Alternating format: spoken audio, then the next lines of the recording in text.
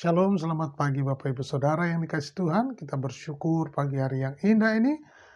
Boleh bangun pagi semua karena kasih karunia Tuhan.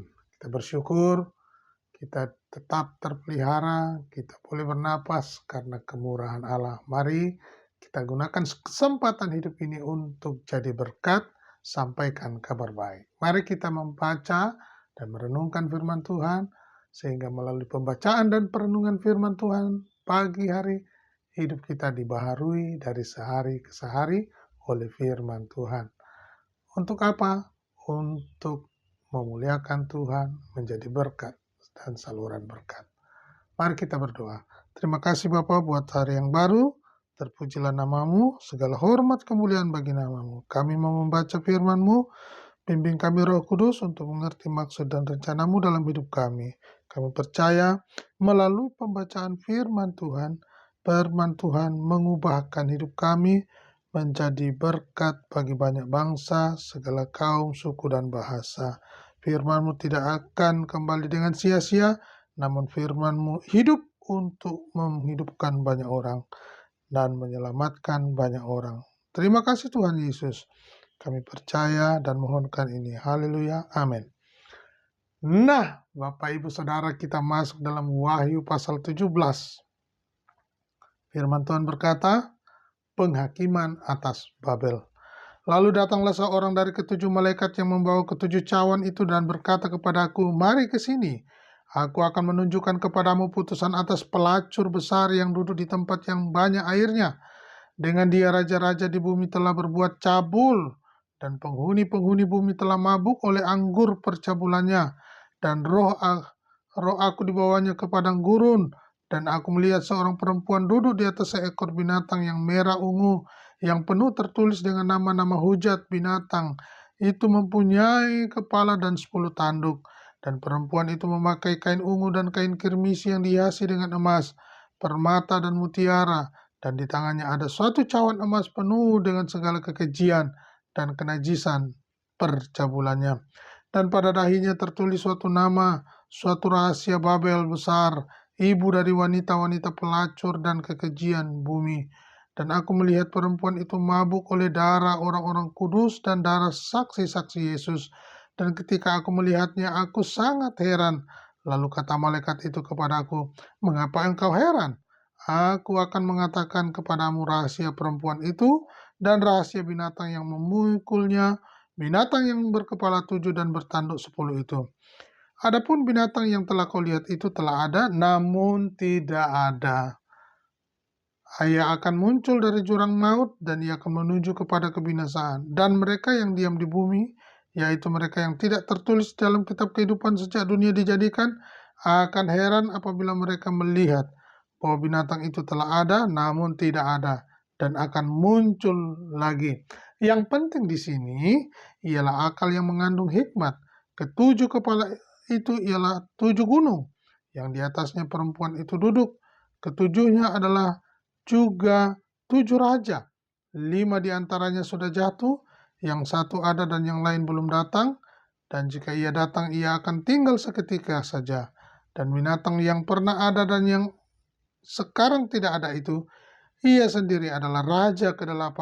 Dan namun demikian, satu dari ketujuh itu, dan ia menuju kepada kebinasaan. Dan ke-10 tanduk yang telah kau lihat itu adalah 10 raja yang belum mulai memerintah, tetapi 1 jam lamanya mereka akan menerima kuasa sebagai raja bersama-sama dengan binatang itu.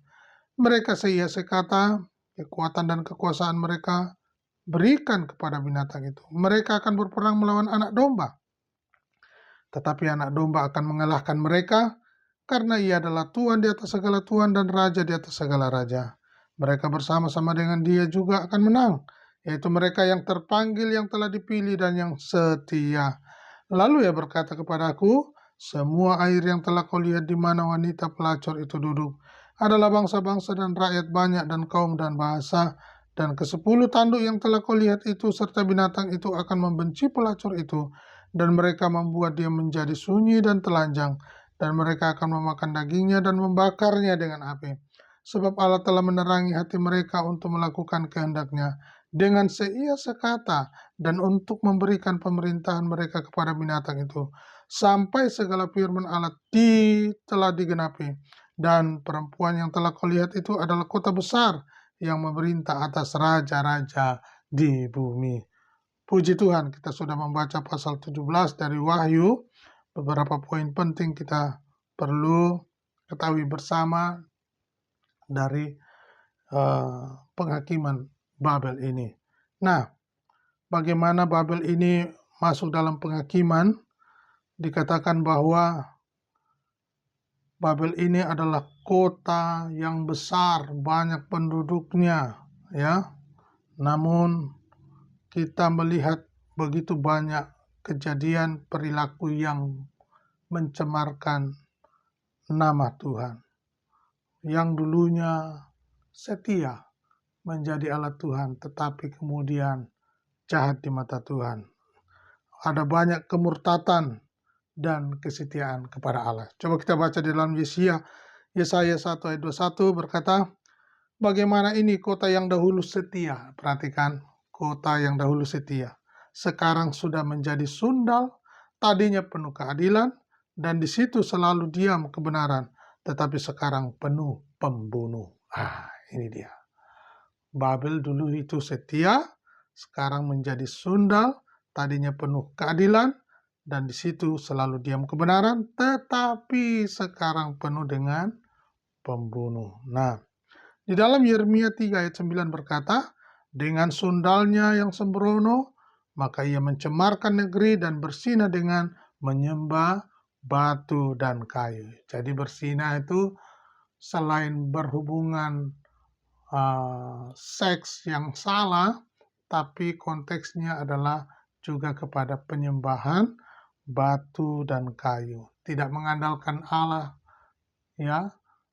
Mereka berkhianati dan mengkhianati Tuhan, menjauh dari Tuhan, dan mencari jalan pintas kepada iblis, menyembah batu dan kayu.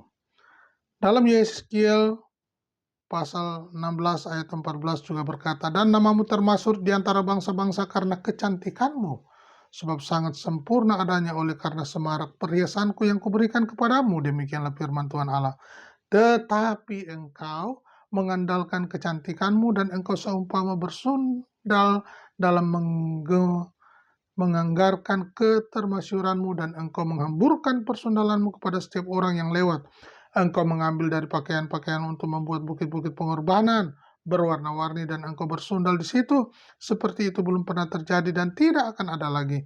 Engkau mengambil juga perhiasan-perhiasanmu yang dibuat dari emasku dan perakku yang kuberikan kepadamu. Engkau membuat bagimu patung-patung lelaki, dan engkau bersundal dengan mereka. Engkau mengambil daripada pakaianmu yang berwarna-warni untuk menutupi mereka, dan engkau mempersembahkan kepada mereka minyakku, ukupanku. Hai istri yang bersinah, yang memeluk orang-orang lain, ganti suaminya sendiri. Coba perhatikan. Jadi persundalan mereka ini begitu mengerikan, Bapak Ibu. Sudah menyembah batu dan patung, tapi juga dikatakan, hai istri yang berzina, yang memeluk orang-orang lain, ganti suaminya sendiri. Begitu bebasnya mereka punya mau sendiri. Tidak setia lagi kepada Tuhan. Inilah yang disebut Babel itu. Ya.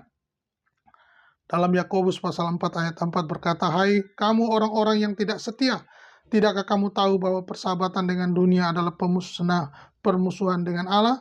Jadi barang siapa hendak menjadi sahabat dunia ini, ia menjadikan dirinya musuh Allah. Jadi kita diingatkan dalam Yakobus pasal 4 ayat 4, hai kamu orang-orang yang tidak setia. Babel yang tidak setia, dulunya setia, sekarang tidak setia. Tapi juga tidak hanya lihat Babelnya, tapi konteksnya orang yang mengkhianati Allah, jauh dari Tuhan, meninggalkan Kristus. Dikatakan, hai kamu orang-orang yang tidak setia. Tidakkah kamu tahu bahwa persahabatan dengan dunia adalah permusuhan dengan Allah? Jadi barang siapa hendak menjadi sahabat dunia ini, ia akan menjadikan dirinya musuh Allah. Bapak Ibu yang dikasihi Tuhan, kesempatan hidup yang Allah berikan buat kita, mari kita untuk tetap setia. Jangan menolak Injil, ya. Jangan menolak Injil, jangan menolak firman, Ya, Matius 24 ayat 24 berkata, sebab Mesias-Mesias palsu dan nabi-nabi palsu akan muncul dan mereka akan mengadakan tanda-tanda yang dahsyat, mujizat-mujizat, sehingga sekiranya mungkin mereka menyesatkan orang-orang pilihan juga. Oleh karena itu Bapak Ibu, untuk kita tetap waspada, jangan tinggalkan, jangan jauh dari Injil. Mari terima tetap teguh di dalam Injil itu ya. Jangan tolak Injil, Injil Kristus ya. Nah, yang kedua dikatakan di dalam Wahyu 17 ayat 18, dan perempuan yang telah kau lihat itu adalah kota besar yang memerintah atas raja-raja di bumi. Itu dia, si pelacur yang bersekutu dengan kuasa-kuasa jahat yang tidak setia kepada Tuhan. Ya. Kemudian di dalam Wahyu 17 ayat 6 berkata, aku melihat perempuan itu mabuk oleh darah orang-orang kudus dan darah saksi-saksi Yesus. Dan ketika aku melihatnya, aku sangat heran. Ya, jadi mereka punya pengikut-pengikutnya yang dikatakan Babel ini, pengikut-pengikut menganiaya pengikut Kristus. Kita lihat di mana-mana banyak orang yang tidak senang kepada Kristus, menghujat Kristus, ya, bahkan pengikut-pengikut Kristus dianiaya. Di masa ini pun terjadi, tetapi kita yang dekat dengan Allah, setia kepada Allah, dikatakan boleh menikmati keselamatan daripada Tuhan. Bapak Ibu yang dikasihi Tuhan, pagi hari ini kita diperintahkan ya untuk pergi daripada meninggalkan kejahatan itu ya. Wahyu 18 ayat 4 berkata, lalu aku mendengar suara lain dari surga berkata, pergilah kamu hai umatku, pergilah daripadanya supaya kamu jangan mengambil bagian dalam dosa-dosanya, dan supaya kamu jangan turut ditimpa malapetaka-malapetakanya. Jangan ikut ambil bagian dalam dosa-dosanya. Apa dosa-dosanya itu? Tadi, menyembah patung, menyembah berhala, menyembah batu, dan juga melakukan hubungan seks yang tidak sehat, melakukan hubungan seks, istri mengganti suami-suaminya dengan laki-laki lain. Dan ini jahat di mata Tuhan. Biarlah kita tetap setia untuk percaya teguh di dalam Kristus oleh pertolongan Roh Kudus. Tuhan Yesus memberkati.